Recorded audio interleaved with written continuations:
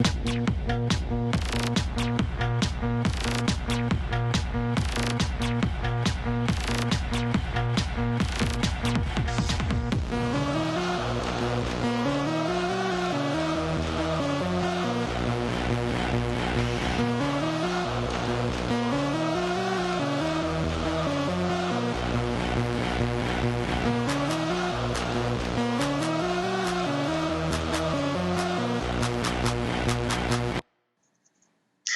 guys, welcome to a new edition of Gol Bezan podcast.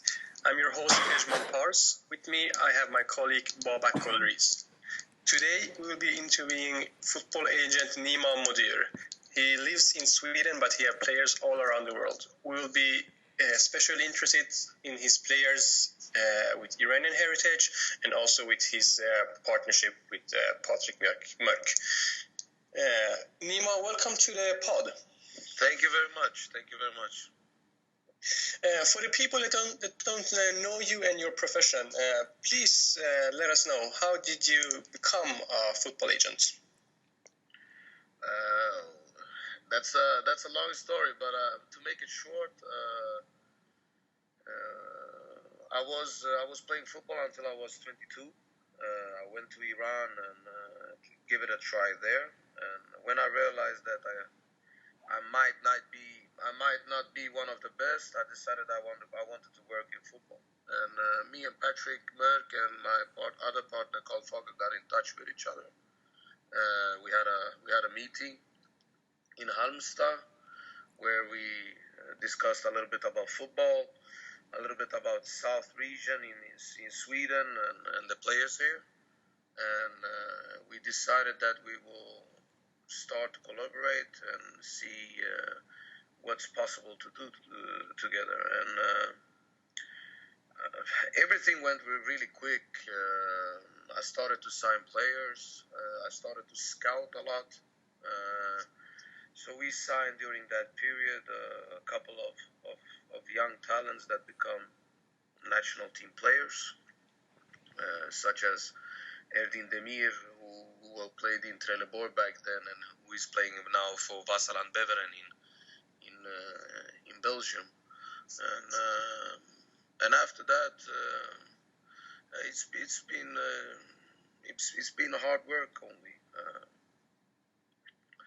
But we basically started a partnership on just to see where it ends up, and we started to sign up a lot of players, and they started to perform, and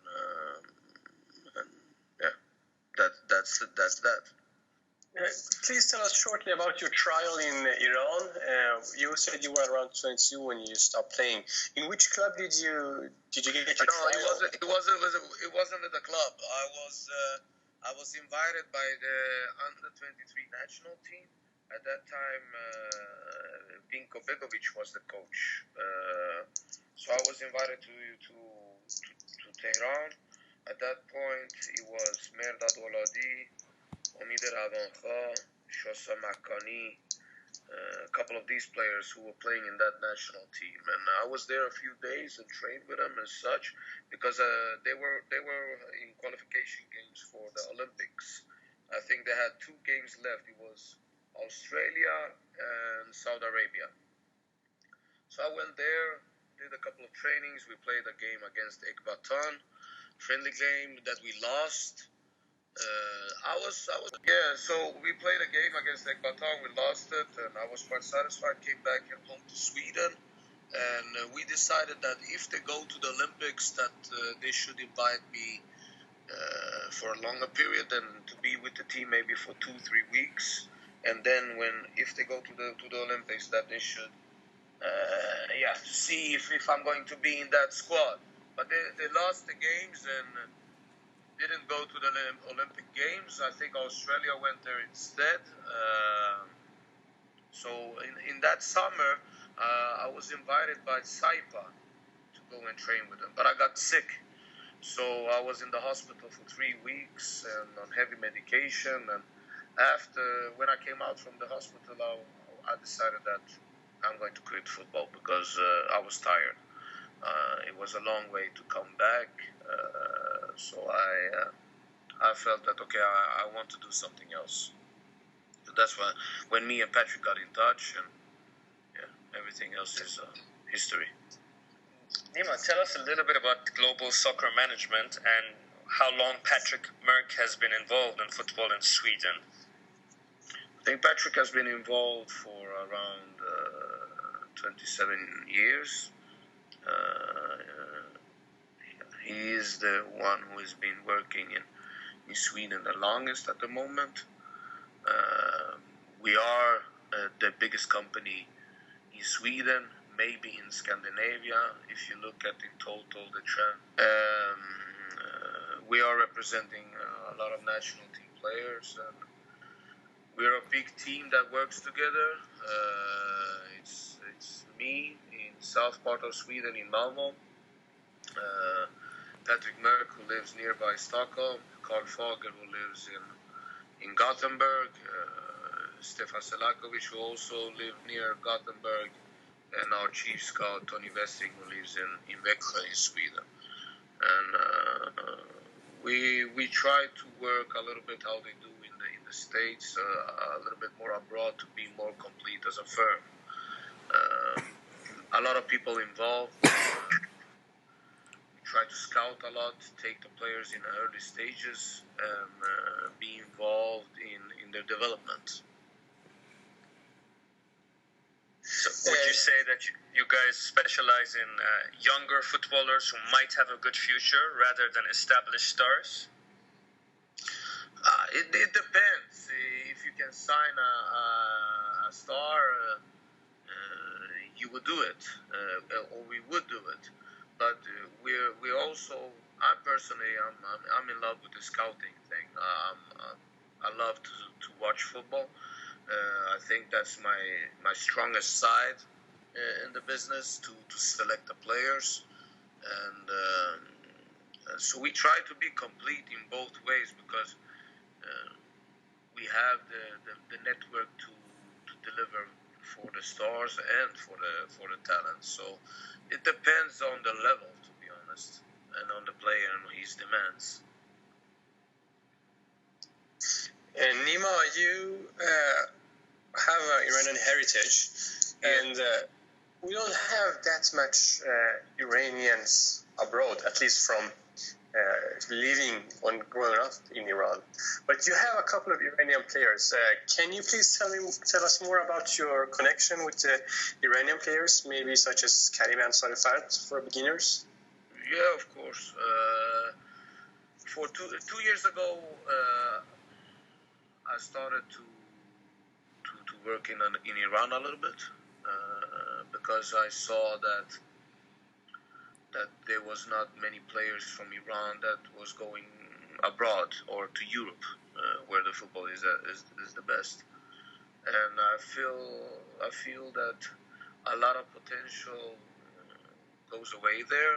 I think that best Iranian football players should be playing in Europe, because in the past 10-15 years we had 3 players only in Bayern Munich, and I think that it's a pity that more and more Iranian doesn't take that step, but that's a lot of factors. But so I started to work with Kaveh Rezaei, who is in Zobahan at the moment. I started to work with Karim Ansarifard and a couple of more players. And Karim was in a situation where he'd been playing a bit in Osasuna, had it difficult, and me and him got in touch, and we spoke a little bit what I thought was good for his football step, and the only thing that was missing was minutes and goals for him. So it was important for him to come to a team where the coach believe in him and will play him regardless. So I spoke with Panionios, who is a club where is very close to me, and the coach was in love with him at first sight, and I would say that I got maybe 50 missed calls from the coach, because he really wanted Karim. So we decided to visit the club, and after we visited the club, Karim was convinced as me that it was a good step for him.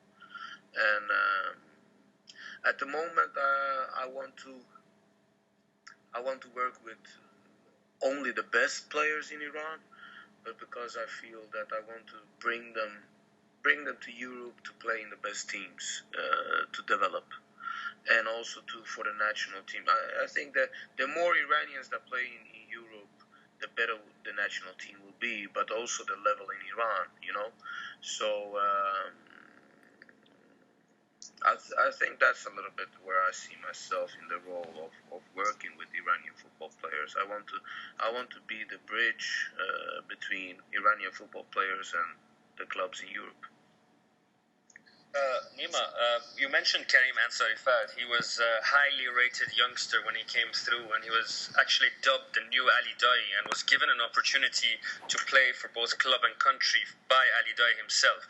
It's probably fair to say that he has yet to realize the potential which he seems to have. A lot of people or analysts think that it's purely a confidence issue with Karim, and if he is able to mentally find that stability, he might be able to become the kind of striker that we've been looking for the national team since Ali Dai. Without going into too much, let's say, private issues, where do you stand on this and what the future holds for Karim? I spent a lot of time with Karim in Greece, get to know him really well, and I don't think that there is anything mentally. I think he's a very self-confident boy. He knows where he has himself. He's been the top striker in Iran 2 or 3 times, and I think that in Iran he proved himself, but always as a football player or whatever you do, I think it's very important that you take on new challenges. I think that as not only with Karim, I think that he should have left Iran much earlier, in a much earlier stage, because then he would get the challenge to play with the best players, but also to push himself to a certain level. He was at a very young age already maybe the best striker in Iran. And normally when you are that in Iran, or if you are that in England, or if you are that in Germany, you take the next step to see how you can develop more. But that kind of steps doesn't happen really in Iran, because most of the top players stays or they go to Qatar. And I don't think that's good for the football of the future of Iranian national team. So, but now I think he's proven himself by going to a smaller club in Greece, playing a lot, scoring a lot now at the moment, and finding himself more and more as a football player. And I think that he's proved himself that he should be there. And I'm quite convinced that he will be one of the top strikers in Greece in 1 and 2 years. So I don't think that there is anything mentally or stuff like that. I only think that he should have left Iran much earlier. Nima, you were talking about Kaveh Rezaei, and he was a big star or talent back when he was 17 and even 19. Now he's come to a certain stage as maybe Karim Ansarifard was when he was supposed to go to Europe. Isn't it time for Kaveh to find a way to Europe really soon, or he might end up getting the hard way as Karim? That's why I'm involved now at the moment. I'm working. I maybe never worked that much for a player in my life before, because I really believe in Kaveh. I think that he can be a really top striker in Europe. At the moment, we are having some talks with a couple of clubs in Europe about him. There is interest for him, for sure. The thing is that the Iranian football is not well known. There's not many clubs that go to Iran for scouting on regular basis, and this makes it that the clubs in Europe don't have the knowledge about the football, about the level, where to place the players in how good they are. So but we're working on that, and I really, really, really hope that we can see Kaveh taking the next step to Europe in this winter. And I'm quite sure if he takes that kind of step, the clubs in Europe will have another eye for the Iranian football, because I think he has everything to become great. Which kind of leagues in Europe do you think better suits Kaveh's type of play? I think Kaveh needs, if he's going to take the step to Europe, it's it's a new culture, new countries, new way of playing football. I think it can be good for him to come to certain leagues where he can become the best player. And in that case, we are looking at like a step to Scandinavia or Switzerland or Austria, a little bit middle steps to perform, and then go to the bigger ones. Holland is not realistic because of their rules of how to pay non-European players. The salaries is too high, and the clubs cannot manage to sign them if they're not under 19. So at the moment we are looking at Scandinavia, Austria, Switzerland, and such, maybe Turkey as well, that have been growing to a good league. Sorry, Bob. Go ahead. I was just going to ask, when you have a player on your books and you're planning their future, do you create some sort of short-term and long-term plan to say, okay, you're going to start here, and 3 years from down the line, if you do this way or you do well, this is where I want to take you? Or do you take it day by day? No, of course, we have short-term plans, we have long-term plans. It's not only football, it's about how to educate the players to develop as a person, how to receive information, how to act after you got the information. It's not always that you hear what you want to hear. So it's about growing as a human. But we have of course short-term plans in goals, in how to play, and what is a good performance for the season, and so what to focus. And also we have plans for each game, but we also have long-term plans in where we see ourselves, and we try to take it after that, day by day, to see how everything went and what we will do.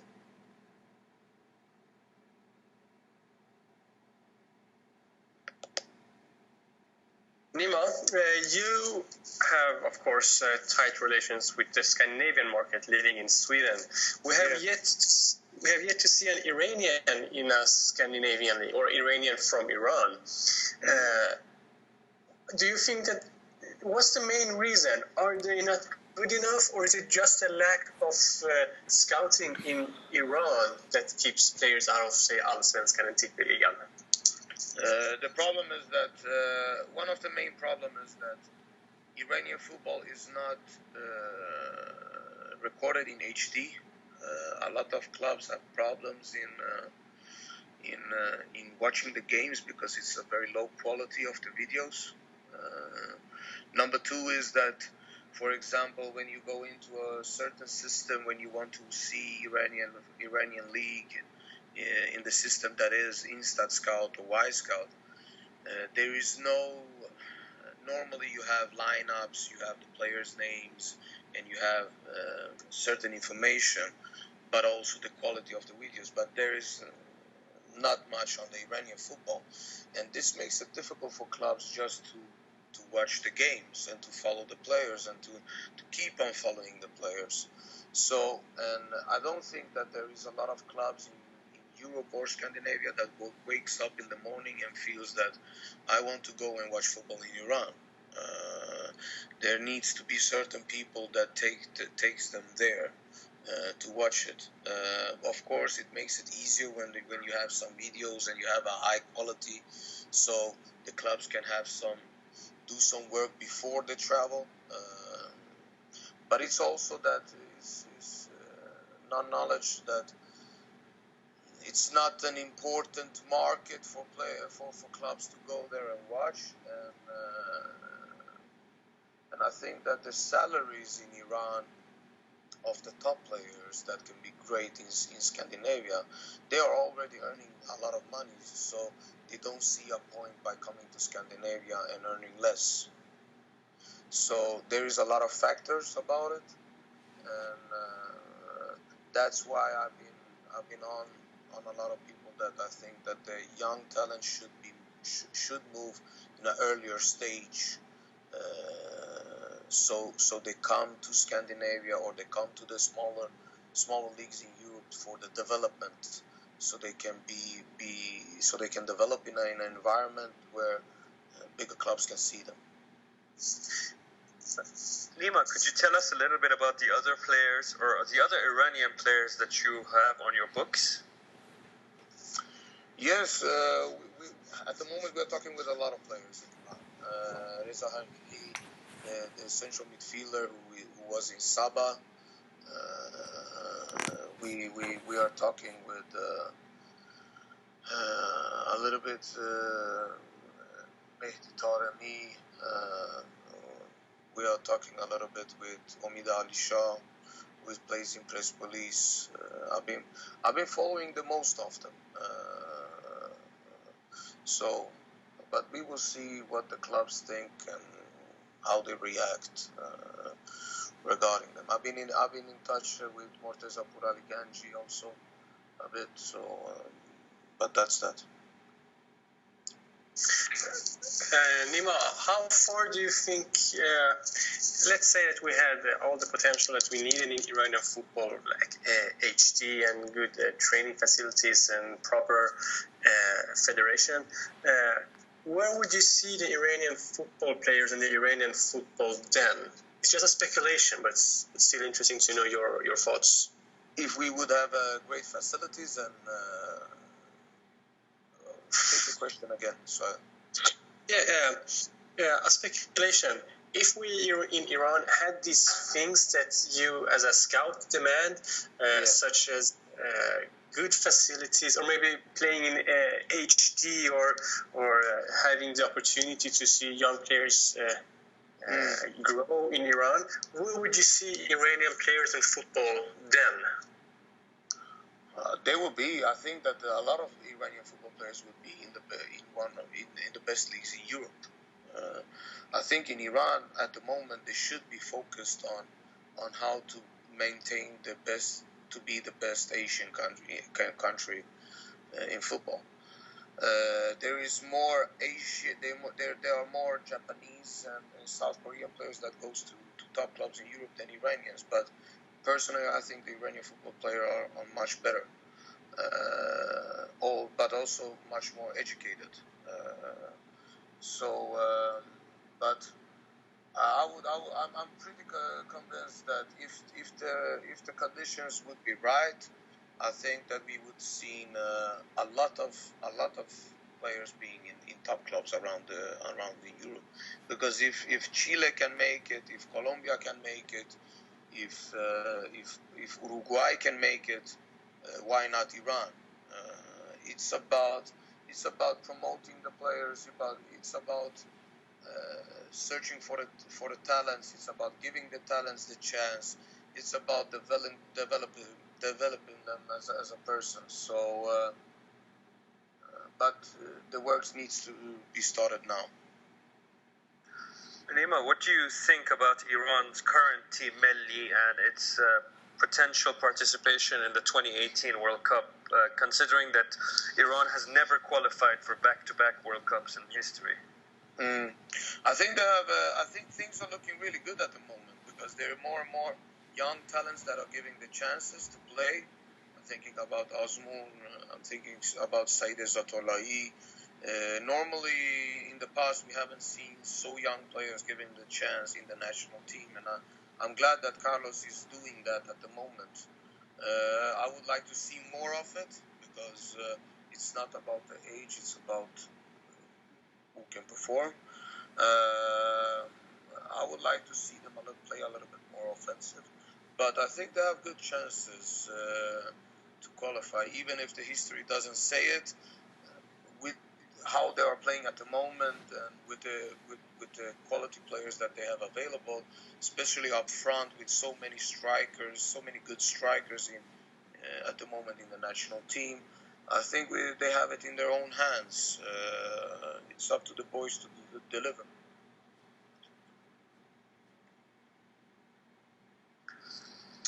Nima, okay, I also want to. Sorry, Kashman, if you don't mind. Here you go. The silence pushed me in. Nima, is there any specific reason why players in defense or in goal never move abroad, or let's say move abroad far less often than the attacking players? I mean, is there a possibility or a potential for some of our defensive-minded players moving abroad? I think so, but if you look at the moment, most of the players that plays in the defense are a little bit older, and I don't see European clubs signing them, to be honest. And I think that's a coach question, because I think that the coaches must have a more open eye for the younger talents, the younger ages, to see who has the potential to play in the team mainly, and giving them the chance to, especially in the friendly games, to earn experience.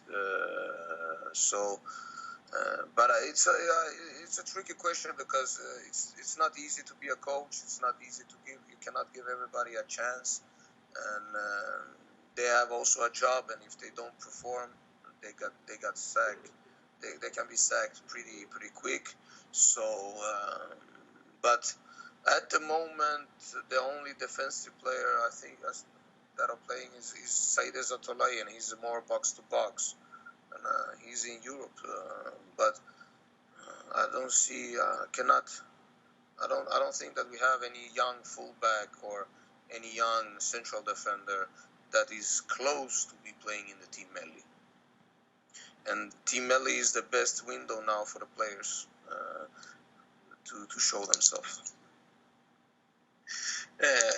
Nima, this will surely get some attention in Iran as well. So what kind of suggestions or ideas or tips do you want to give to young Iranian players that want to take that step to develop and maybe play in Europe? What do you tell them? I tell them that it's important to believe in it, but it's more important to be comfortable. Even if you perform in the best level of Iran, it's nothing compared to Europe. So I think the hunger is very important, but also to be very open-minded, to take new steps to come over to Europe to show themselves, to have a very open mind for new leagues and new experience. But train hard, and the more you train, the more you are.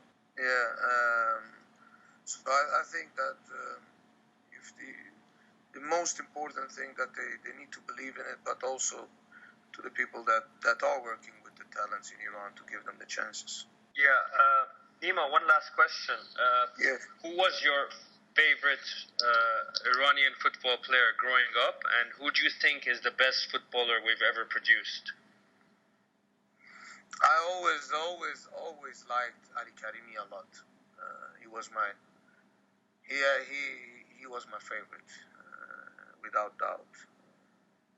And it was a pity that he took the step to Bayern Munich, because I thought that he would be perfect for the Spanish league, and I think that he would take much bigger steps in his football if he would go to Spain in an earlier stage. And as an agent, you don't find often players with that kind of quality. He was very, very special, and as you can see, it's a big talent like that hasn't come in.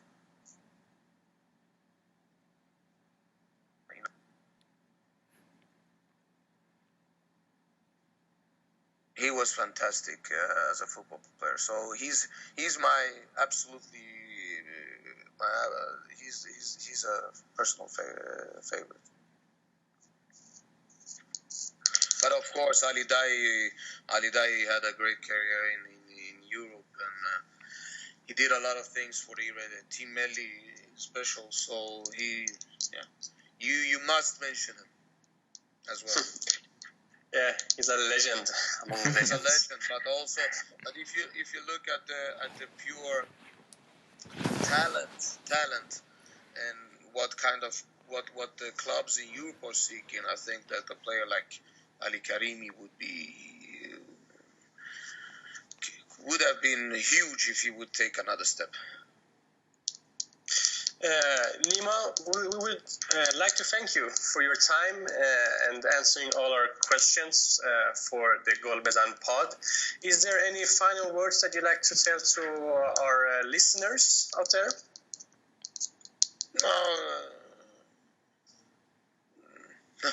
No, I don't have anything to say more. I want to thank you guys for the interview. It was a pleasure. And let's everybody stay behind the Team Melli, to give them the support that they need. I think it's very important to believe in the team and be there for them. And let's hope that we can all celebrate when they go to the World Cup. Thank you, Nima. Thank you, Nima. Enjoy, and thank you once again for letting us ask you questions and be our guest on Gol Bezan. Thank you. Have a nice day and good luck with all your work with the players.